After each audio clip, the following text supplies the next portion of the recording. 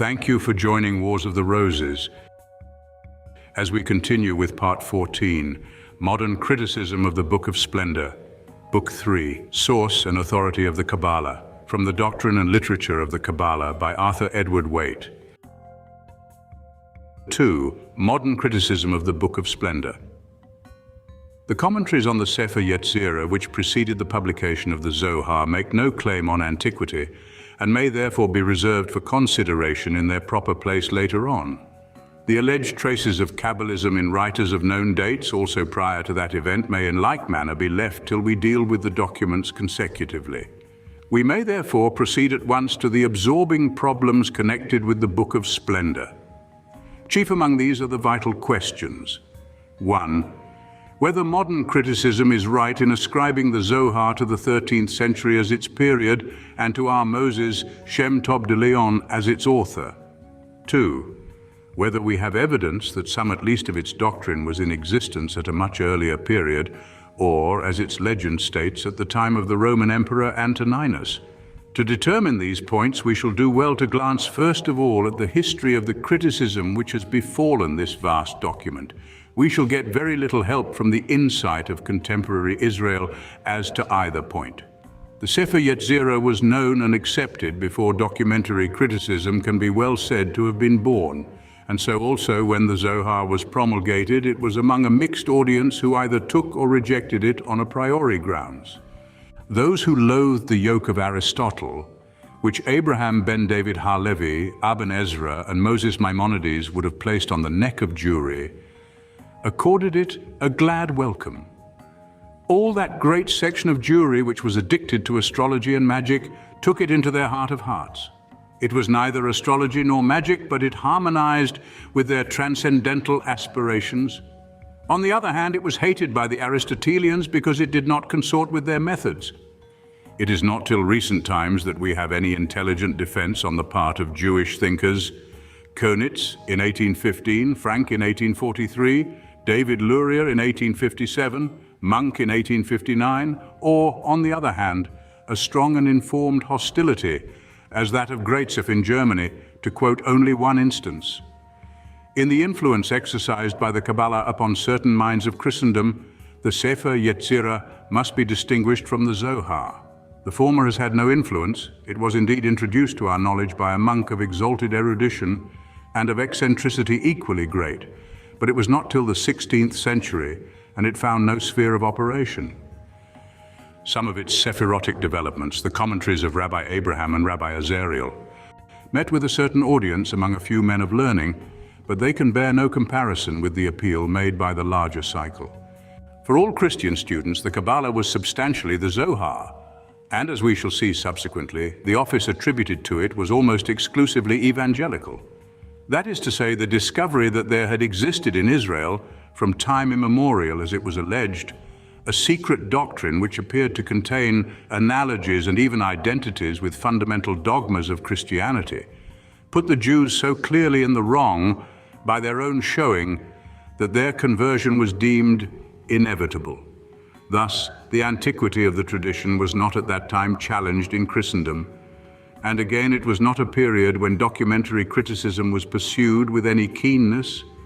The 14th century made the grave but yet excusable mistake of supposing that most people wrote the books attributed to them.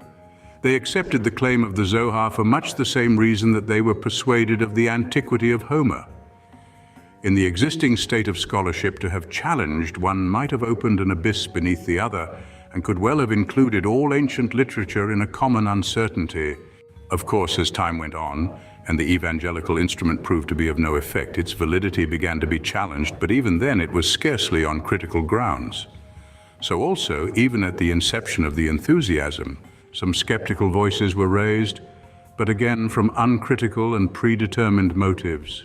The Christians who rejected the Zohar were like the Jews who rejected it, the latter because they were Aristotelians, the former because they were Christians, who saw no good in the ghetto and only the final impenitence of the lost thief in the erudition of Toledo. The credulity, or at least the disability, of early students has been amply atoned for in the spirit which has governed the later critics of the Kabalah, I must confess that in some cases they seem, after their own manner, to have prejudged the question much as that laborious bibliographer Julius Bartolocci prejudged it in the 17th century. It was offensive to the dignity of the Latin Church to suppose that there was a rival tradition full of illumination and wisdom preserved unknown to the Church in the rejected house of Israel. By a similar sentiment, it has seemed intolerable to modern taste that any occult literature should possess a real claim on attention.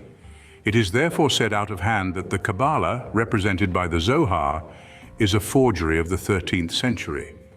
We must endeavor to comprehend precisely what is involved in this standpoint. There are some literary fabrications which do not need a high degree of scholarship to expose them, for they may be said to betray themselves often at every point. In the department of belles lettres, it is sufficient to mention the so-called Rowley poems.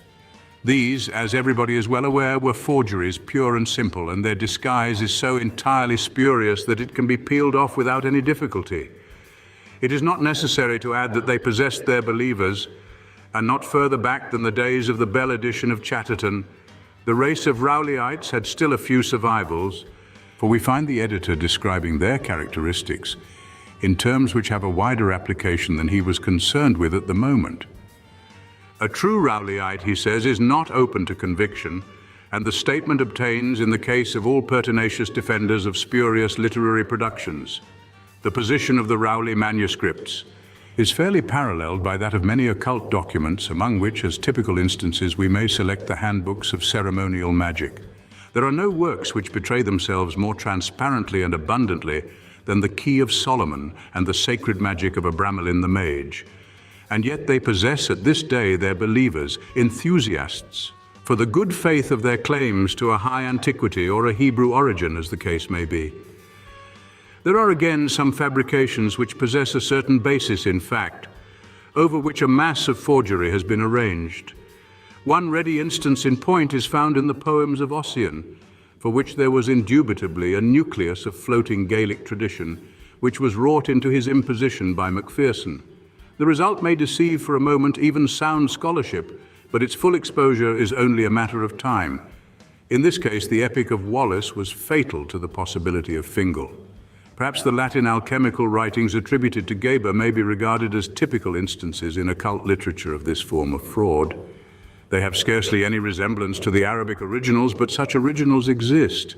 Finally, there are certain works which may or may not be fabrications, but they either incorporate so much genuine material belonging to the department of literature which they pretend to represent, or else are so skillfully constructed that the balance of probability is poised pretty equally concerning them, and it is almost impossible to arrive by impartial methods at the determination of their claims. I do not know whether there is any good instance in Bell's Lettres of this kind of alleged fabrication. Hogg's Jacobite Relics of Scotland is perhaps the nearest approach to a parallel. That collection undoubtedly contains a large proportion of genuine material, but it is suspected that the Ettrick shepherd supplied a proportion of the collection by his own skill in verse craft, and criticism, though it has not concerned itself very seriously, is perhaps fairly divided on the question. In occult literature, we have several signal examples of this suspected writing, which has not been found out to the satisfaction of the impartial mind. For example, a few of the Hermetic books, which are usually classed by scholars as productions of the Alexandrian period, and therefore post-Christian, are held by others to represent occult traditions of considerable antiquity, and I do not think that the case has been decided for all time as regards some of these works. But the most renowned of all the instances is that with which we are here concerned, the Kabalah itself. Destructive criticism has maintained that its foremost work was forged by a single writer, of indifferent claims to our intellectual consideration at the end of the 13th century. There is, as we shall see, no positive evidence on this point which is worth naming, and the presumptive evidence is not at all strong. There is very good proof of late writing, but the theory of the fabrication of the Zohar by Moses de Leon puts an almost impossible burden on the shoulders of that questionable personage, and is generally the work of writers who have not paid sufficient regard to the possible existence of much of the traditional doctrine which is summarized in the Zohar at a period preceding its appearance by some centuries. We admit, therefore, that Kabbalistic literature belongs to a suspected class, but how we are to regard its impeachment is a different question. The fact that this inquiry has been undertaken will indicate that, in my own opinion, the hostile critic must change the nature of his indictment. As regards its material, and usually as regards its motive, spurious literature belongs to the most accountable class. It falls into line readily. Where there are complex workings of the human mind, as in the Zohar, their sincerity is usually present. The Kabalah is much too singular in its mechanism to be referable to a solitary author. So far as there is evidence on the subject, that evidence tends to show that it grew, and that in its final state it was neither wholly old nor entirely new, but doctrine more or less familiar or following from familiar doctrine. These facts are now in course of recognition outside occult circles, in the academic places which rule general opinion. Of this doctor, Schiller Sinasi offers the best evidence when he observes that almost all that the latest critics have said concerning the age of the various Targumim and Midrashim, including the Zohar, will have to be unsaid. Thank you for watching, and please don't forget to share, like, subscribe, and comment, and if you can, please consider donating to Wars of the Roses. Links to PayPal and Patreon are in the description. Thank you so very much.